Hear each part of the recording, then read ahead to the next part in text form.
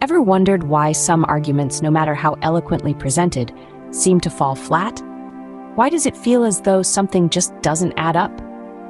That's the sly trickery of fallacies at work. Fallacies are deceptive arguments that may sound convincing on the surface, but upon closer inspection, their logic crumbles. They're like optical illusions for the mind, distorting our perception of what's real and what's not. Consider the infamous Ad Hominem Fallacy, a Latin phrase that translates to "against the man." This fallacy involves attacking the person making the argument, rather than the argument itself. Picture a political debate where one candidate dismisses the other's economic plan not on its merits, but by saying, "Well, he's been divorced 3 times, so how can we trust his judgment?"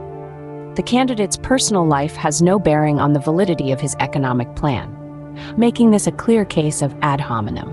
Then there's the straw man fallacy, where one distorts or exaggerates another's argument to make it easier to attack. For instance, if someone argues for the importance of reducing carbon emissions, a straw man response might be, "So you want to put all the coal miners out of work?"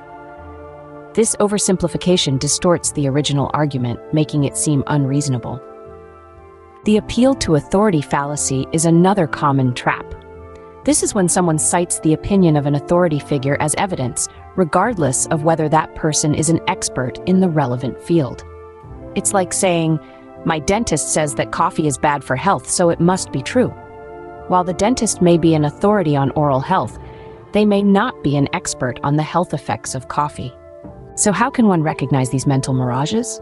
First, question everything. Don't accept arguments at face value. Instead, dissect them, analyze their parts, and look for logical connections. Second, beware of personal attacks, gross oversimplifications, and appeals to irrelevant authority. These are telltale signs of ad hominem, straw man, and appeal to authority fallacies, respectively. Third, remember that just because an argument sounds persuasive doesn't mean it's sound. Fallacies often prey on emotions, biases, and preconceived notions. They're designed to sound convincing, even when they're not. Lastly, practice critical thinking. It's a skill that takes time to develop, but it's your best defense against fallacies. The more you practice, the better you'll get at spotting these deceptive arguments. So the next time you come across an argument that doesn't quite add up, remember, it might just be a fallacy in disguise.